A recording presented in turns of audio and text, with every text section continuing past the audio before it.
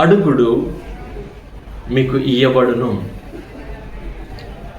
వెదకుడు దొరకబడును, తట్టుడు తెరవబడును.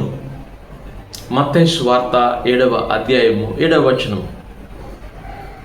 ఈ వాగ్దానాన్ని మనం ఎన్నోసార్లు విన్నాం. ఇది మనకి కొత్త వాగ్దానం ఏమీ కాదు, తెలియనిది కాదు.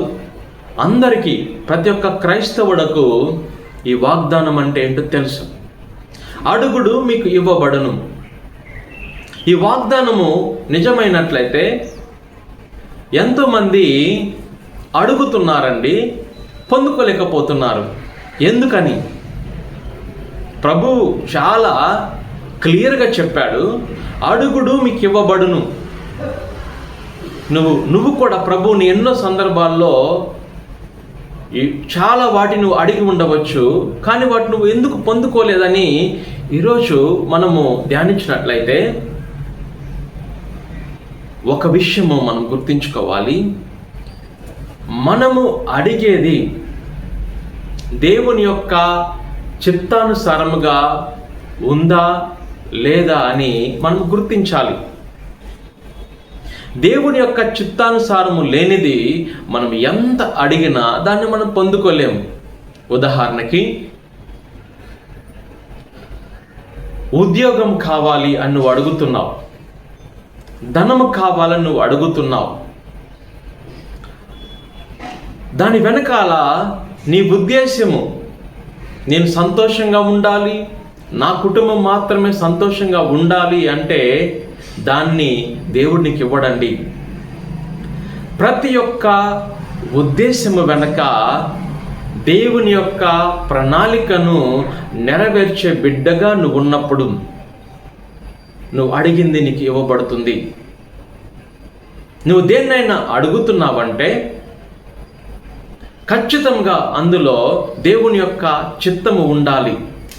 నువ్వు ధనాన్ని అడుగుతున్నావా, ఉద్యోగాన్ని అడుగుతున్నావా, నువ్వు ఈ విధంగా ప్రార్థించాలి. ఓ ప్రభువా, నాకు ధనాన్ని ఇచ్చినట్లయితే, నాకు ఉద్యోగాన్ని ఇచ్చినట్లయితే నేను నా కుటుంబము మాత్రమే కాదయ్యా, పేదవారికి ఒక ముద్ద అన్నము నేను పెడతానయ్యా, ఆపదలో ఉన్న వారికి నేను సహాయం చేస్తానయ్యా, నీ ప్రేమను నేను చూపిస్తానయ్యా అని నువ్వు ఈ విధంగా ప్రార్థించినట్లయితే ఖచ్చితంగా నీ ప్రార్థనకు జవాబు వస్తుందండి.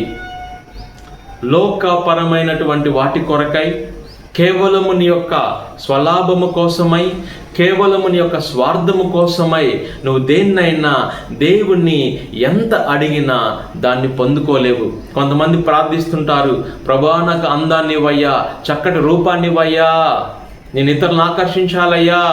ఇలాంటి ప్రార్థనలు చేస్తే దేవుడు నీ ప్రార్థనలకు సమాధానము, జవాబు ఇవ్వడండి. నువ్వు అడుగుచున్నావంటే ఖచ్చితంగా అది దైవ ప్రజలకు ఉపయోగపడేదిగా ఉండాలి. ప్రభు పలుకుచున్నాడు, ఈ లోకంలో ఉన్నటువంటి మీరు మీ బిడ్డలకు శ్రేష్టమైనవి ఇస్తారు. మీ బిడ్డ రొట్టెను అడిగితే రాళ్ళను మీరు ఇస్తారా? మీ బిడ్డ చేపను అడిగితే పామును మీరు ఇస్తారా? దుష్టులైనటువంటి మీరే మీ బిడ్డలకు మేలైనవి ఇచ్చినట్లయితే నేను ఇంకా మీకు ఎంత శ్రేష్టమైనవి ఇస్తానో మీరే గుర్తించండి, తెలుసుకోండి అని ప్రభు మాట్లాడుతున్నాడు. మీ బిడ్డలకు మీరు మంచి ఇవ్వాలని ఆశపడతాను, మరి నేను నీ సృష్టికర్తను, నీకు ప్రపంచంలో ఉన్న వాటి అన్నిటికంటే ఇంకా శ్రేష్టమైన దాన్ని నేను ఇస్తాను అని ప్రభు పలుకుచున్నాడు. దేవుడిచ్చేటువంటి శ్రేష్టమైనది ఏది అంటే ఆయన యొక్క ఆత్మ. ఆయన ఆత్మ మనలో ఉన్నప్పుడు సమస్తము మనకు లభిస్తుందండి. ఈ లోకములో ప్రతి ఒక్క వ్యక్తికి కావలసిన ప్రతి ఒక్కటి మనకు లభిస్తుంది ఎప్పుడైతే నువ్వు దేవుని యొక్క ఆత్మ చేత అభిషేకించబడతావో. నా ఆత్మను విస్తారంగా నా బిడ్డల పైన నేను కుమ్మరిస్తాను, అందుకే నువ్వు లోకపరమైనటువంటి వాటి కోసం అడగవద్దు, దేవుని యొక్క ఆత్మ కోసం అడుగు. ఓ ప్రభువా నీ ఆత్మను దయచేయమయ్యా, నీ ఆత్మ నాలో ఉన్నట్లయితే నేను ఎంతో మందిని మండిస్తాను దేవా. నీ ఆత్మ నాలో ఉన్నట్లయితే నేను ఎంతో మందికి ఒక ముద్ద అన్నం పెట్టగలనయ్యా. నీ ఆత్మ నాలో ఉన్నట్లయితే నేను ప్రపంచానికి దీవెనగా మారగలను దేవా. నీ ఆత్మ నాలో ఉన్నట్లయితే ప్రభువా యేసయ్య నీ నామంలో గొప్ప కార్యాలు చేస్తానయ్యా.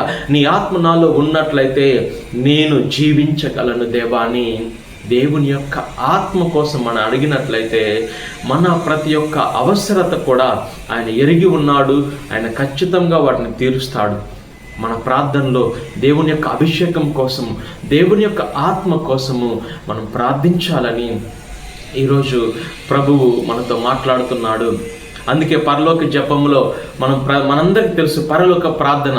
ప్రభు చెప్తున్నాడు, మీకు భవిష్యత్తులో అది కావాలి ఇది కావాలని ప్రార్థన చేయవద్దు, నా నాటికి కావాల్సిన ఆహారము నాకు నేటికి ఇవ్వుము దేవా అని ఇలాంటి ప్రార్థన మనం చేయాలి. ఎందుకంటే నీకు ఏమి అవసరమో నీ తండ్రి ముందుగానే ఎరిగి ఉన్నాడు అని ప్రభువారు మనతో మాట్లాడుతున్నాడు. దేవుని యొక్క అభిషేకం కోసము నీవు ఈరోజు అడగాలని ప్రభువు ఈరోజు నీతో క్లియర్గా మాట్లాడుతున్నాడు.